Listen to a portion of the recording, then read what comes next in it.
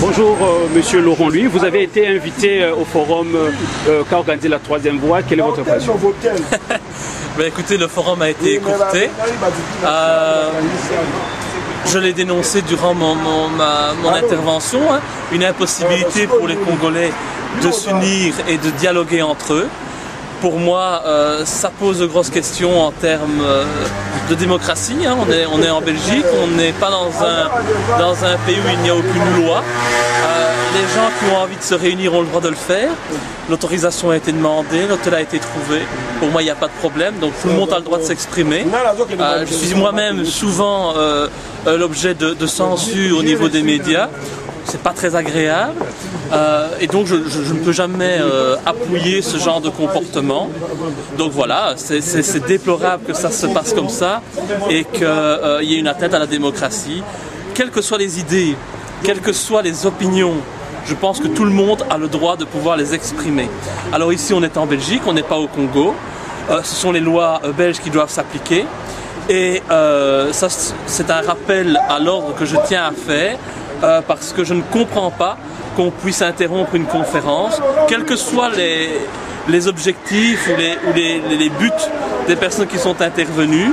Je pense que j'ai souvent été aux côtés des combattants et je partage leur point de vue sur de nombreux sujets, mais je ne peux pas accepter la violence et l'atteinte aux droits démocratiques de ce pays. Donc bien évidemment, là, je crois que si le Congo veut sortir de l'impasse actuelle, il faut qu'il y ait une réconciliation entre tous les Congolais.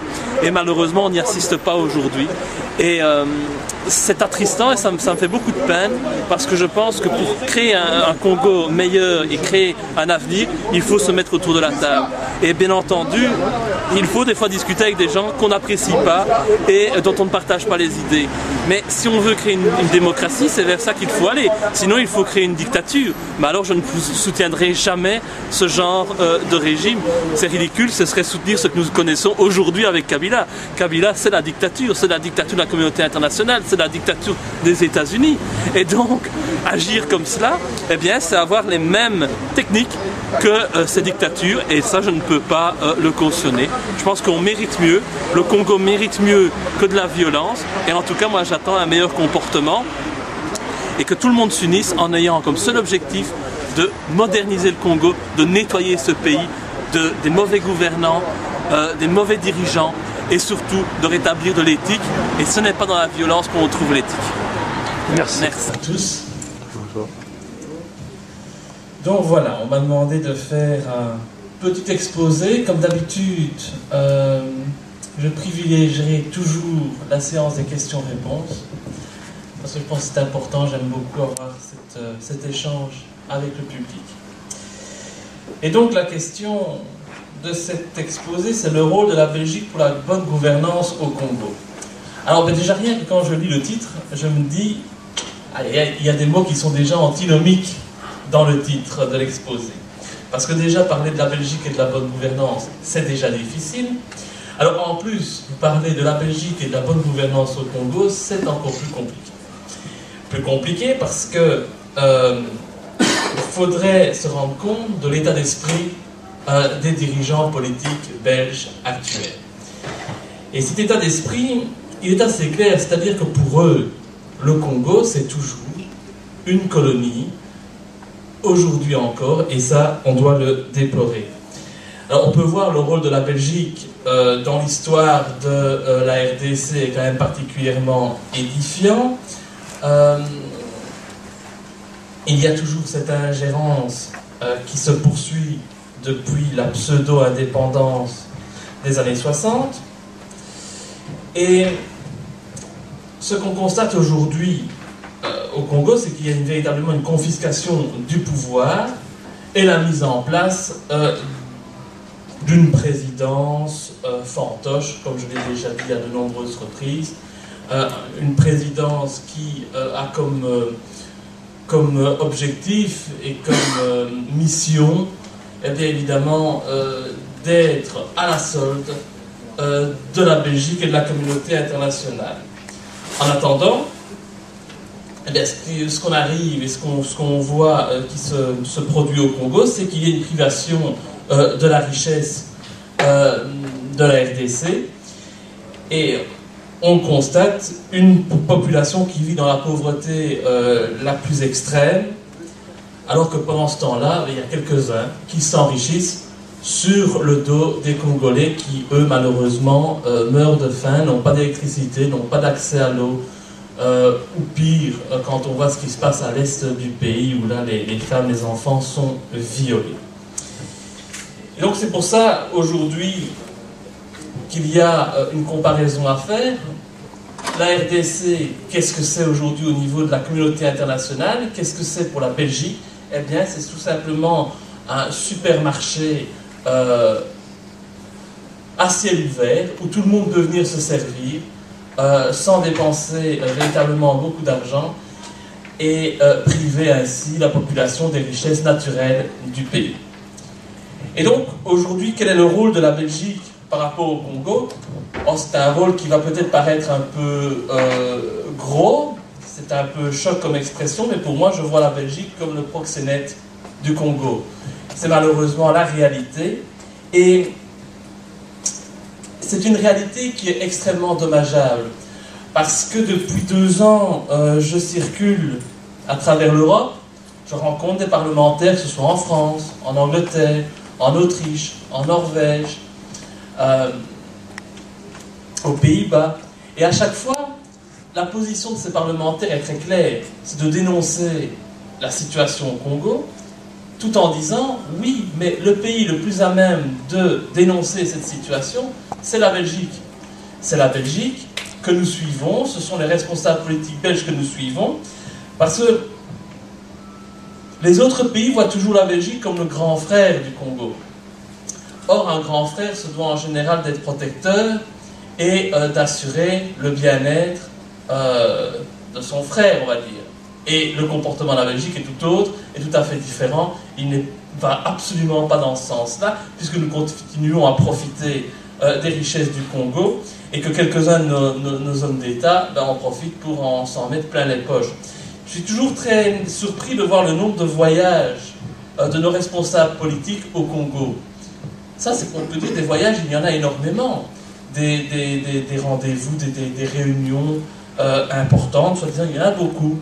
Mais il n'y a jamais d'effet. Il n'y a jamais de concrétisation, il n'y a jamais d'effet bénéfique. Et donc, j'en arrive bien souvent à me demander pourquoi il y a un tel nombre de voyages au niveau, par exemple, de M. Renders ou de M. Louis Michel, qui aujourd'hui n'est que député européen, et je ne vois pas pourquoi il doit voyager aussi souvent au Congo. Ça reste des grosses questions que je crois qu'il est important aujourd'hui de poser et à laquelle nous devons avoir des réponses. Encore un exemple très simple de ce comportement de la Belgique par rapport au Congo, c'est qu'au mois de décembre, au Parlement fédéral, nous avons voté une résolution, pas pour cesser la guerre à l'Est, non, pas pour dénoncer l'agression de Rwanda, non, nous avons voté une résolution pour protéger le parc des Virunga. Voilà ce à quoi les parlementaires belges s'amusent, alors que des milliers de femmes, d'enfants congolais sont victimes de la barbarie à l'est du Congo. Nous leur disons clairement, écoutez, chers amis congolais, chers hommes et femmes politiques congolais, il est important aujourd'hui de respecter l'environnement. C'est très bien. Moi, je suis pour la défense des singes, de la faune, du parc des Virunga. Je ne suis pas contre. Mais ce que j'aimerais mieux, c'est que notre pays, la Belgique, se positionne et disent clairement, il faut protéger, M. Kabila, il faut protéger vos ressortissants, vos nationaux, il faut protéger votre population. Et ça, malheureusement, c'est un discours que je n'entends pas au sein du Parlement belge. Et donc, je ne peux que le dénoncer. Et donc, c'est véritablement là le surréalisme à la belge dans toute sa splendeur. Mais il faut vivre avec et il faut connaître cette réalité pour pouvoir aussi se prononcer sur l'avenir. Parce qu'aujourd'hui, je pense que si nous sommes ici, c'est pour trouver des pistes de solutions, pour essayer de trouver un avenir et de créer un Congo meilleur. Et pourquoi pas de meilleures relations entre la Belgique et le Congo. Et donc, clairement, tant que la Belgique aura une telle conception du Congo, et tant que nos partenaires européens suivront aveuglément la position de la Belgique, et il ne faut pas espérer un avenir meilleur pour le Congo. Le Congo a tellement de richesses que la communauté internationale a tout intérêt à continuer le pillage des ressources naturelles du Congo. Si personne ne dit rien, si personne ne manifeste, si personne ne se lève pour dénoncer cette situation, le pillage va continuer. La pauvreté va persister et nous aurons toujours à la tête de ce magnifique pays des personnes qui, avant de défendre les intérêts de la population, du peuple congolais, défendront leurs intérêts personnels, leurs intérêts financiers et permettront à quelques individus occidentaux de s'en mettre plein les poches. Et donc, moi je pense que si on veut que la Belgique ait un rôle au niveau de la bonne gouvernance au Congo, il faut absolument changer les mentalités. Il faut changer les mentalités en Belgique, c'est une évidence. Je suis toujours surpris du manque de cohésion au niveau de la communauté congolaise en Belgique. Il faut le dire parce que c'est quelque chose qu'il faut absolument régler si on veut sortir de la crise actuelle. J'ai l'impression que chacun protège sa petite chapelle, que chacun veut se mettre en avant, qu'il y a beaucoup de coups bas. Encore pour la conférence d'aujourd'hui, je l'ai constaté, hein, je vois bien, on doit changer de lieu de rendez-vous, de conférence, parce qu'il y a des menaces, parce que si, parce que là. Ce n'est pas sain. Je crois qu'au Congo, ce qu'il faut aujourd'hui, c'est une révolution. Cette révolution, elle peut avoir lieu également dans nos pays occidentaux. Mais pour faire une révolution, il faut s'unir un minimum. Et moi, ce que je constate, c'est que quand je vais rencontrer M. Tshisekedi à Kinshasa, il n'y a pas de problème, tout le monde applaudit. Quand je rencontre Vital Kamerhe, là, on commence déjà à ne plus applaudir, on critique, on soupçonne. Quand je dis je vais venir ici participer à cette conférence sur la troisième voie, ouh là là, c'est quand même, il paraît qu'on est pro-Kabila. C'est la même chose au niveau des manifestations. Chacun organise sa petite manifestation dans son coin et au final, on se constate qu'il n'y a plus de manifestations d'ampleur et d'envergure. Et donc, ce que je veux absolument lancer comme appel, c'est que si on veut du changement, il faut s'unir, il faut écouter les autres et il faut aller en étant guidé que par une seule volonté, c'est le bien-être de la population. Faire une croix sur les intérêts personnels, les intérêts financiers et suivre la voie du bien-être des peuples. Et donc c'est pour ça que si les mentalités sont à changer en Belgique, qu'il faut non seulement que la communauté congolaise de Belgique s'unisse et se rende compte qu'elle doit absolument créer une culture politique. Une culture politique, c'est très très important. Il faut aussi un changement au niveau des hommes politiques. Mais pour qu'il y ait un changement au niveau des hommes politiques belges, il faut que la base suive et que la base impose ce changement. Et donc quand je vois que, encore pendant les dernières élections que nous avons connues en Belgique, je vois des membres de la communauté congolaise qui viennent et qui font campagne pour des partis traditionnels comme le Parti Socialiste, le Mouvement Réformateur, le CDH, le FDF. Mais je suis stupéfait, je ne comprends pas. J'avoue, je ne comprends pas. Et nous débattrons tout à l'heure, parce que je crois que c'est une question importante. Comment voulez-vous un changement avec des gens qui ont imposé cette situation? Comment voulez-vous arriver au changement avec des personnes qui ont créé le malheur au Congo? Là, il y a vraiment une grosse question à se poser. Alors moi, je pense personnellement qu'il faut sortir des logiques des partis politiques. Je pense que les partis politiques, c'est la pire chose qu'on ait créée ces dernières années, ces derniers siècles. Parce que je pense que ce qui est important, ce sont les hommes. Les hommes et leurs idées. En espérant que ces idées soient les plus nobles possibles. Et donc, ce changement de mentalité, s'il doit se produire en Belgique, il doit aussi se produire au Congo. On l'a vu au niveau de l'opposition aujourd'hui. L'opposition, elle est totalement éclatée, explosée. Même l'UDPS, on ne sait plus ce qu'il en reste au niveau du Parlement congolais. Ça, c'est véritablement attristant. C'est vraiment horrible ce qui se passe là. Parce que c'est aujourd'hui qu'il faudrait qu'il y ait une opposition forte. Et elle n'est pas là. Elle n'est pas là parce que chacun préfère préserver ses propres petits intérêts, alors qu'on parle quand même des intérêts de millions de personnes, d'un pays immense, avec des richesses dont nous connaissons tous la valeur, et qui mérite véritablement d'accéder à la liberté, d'accéder à la démocratie, et où il faut absolument que les moyens soient mis en œuvre pour sortir la population de cette pauvreté. Alors je pense que c'est un long processus qui doit se mettre en œuvre. La Belgique peut avoir un rôle dans ce processus, c'est une évidence, que nous avons beaucoup de chemin à parcourir en Belgique pour qu'on change ces mentalités et pour que les hommes politiques de ce pays ne perdent plus leur temps, par exemple, à parler du parc des Virunga, mais parlent des véritables atteintes aux droits de l'homme qui sont commises tous les jours à l'est de la RDC. C'est ça qui est important. Nous sommes un pays qui avons créé, avec d'autres, l'Union européenne, pour dire non à la guerre, pour dire non aux horreurs qui se sont produites durant la Seconde Guerre mondiale. Et aujourd'hui, alors que des actes horribles sont commis au Congo, eh bien nous taisons, nous regardons et nous laissons faire. Eh bien là, je dis clairement que ce n'est pas une attitude digne d'un pays qui se dit démocratique et qui défend des valeurs comme les droits de l'homme. Et il faut le dénoncer, il faut le dire haut et fort. Et donc, je vais en terminer par là. La bonne gouvernance au Congo, elle ne passera que par un changement de mentalité en Belgique, au Congo, dans les autres pays européens qui suivront bien évidemment l'évolution des mentalités en Belgique.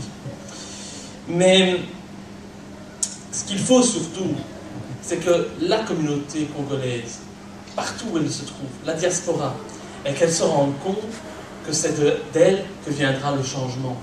Parce qu'encore ce matin, je voyais sur mon compte Facebook que quelques personnes critiquaient la tenue de cette conférence, en disant que cette conférence, elle ne doit pas se tenir à Bruxelles, elle doit se tenir au Congo. C'est très bien. Mais au Congo, les gens, ils s'intéressent avant tout à pouvoir survivre. Ils ne sont pas là, ils n'ont pas le temps à commencer à réfléchir, à se triturer l'esprit pour se dire qu'est-ce qu'on va faire. Ils sont dans l'urgence. Ils sont dans l'urgence parce que s'ils ne vont pas travailler, s'ils ne vont pas cultiver les champs, eh bien ils mourront. C'est ça la réalité au Congo. Et les gens sont démoralisés, ils sont désenchantés, ils ne croient plus en une sortie aujourd'hui de crise. Et ils savent très bien qu'ils ne peuvent pas aujourd'hui clairement exprimer leur opposition au pouvoir, parce que les répressions sont alors assez importantes et assez directes. Et donc je crois que le changement, il viendra de la diaspora. La diaspora, où qu'elle se trouve dans le monde, que ce soit aux États-Unis, que ce soit en Europe. Et nous avons donc, vous avez donc, comme mission, eh bien, de créer les bases d'un Congo moderne, d'un Congo renouvelé, qui défend avant tout le bien-être de sa population. Et il faut donc, au sein de cette diaspora, il y ait des personnes, et il y en a parce que j'ai rencontré énormément de talents depuis que je suis parlementaire, il y a énormément de talents et ces personnes doivent être les acteurs politiques du Congo de demain. Et j'espère que c'est ce que nous allons mettre en œuvre. J'espère que ce sont ces personnes qui vont pouvoir fédérer derrière elles et créer le changement. Ce ne sont pas deux personnes qui changeront le Congo dans leur coin, mais c'est tous ensemble que nous pourrons le changer et faire en sorte que les droits de l'homme y soient enfin respectés. Voilà, je pense que c'est ce que j'avais à dire au niveau du rôle de la Belgique pour la bonne gouvernance au Congo. Il y a tellement de choses à faire. Je crois que le plus important, c'est de pouvoir aussi répondre à vos questions. Merci beaucoup.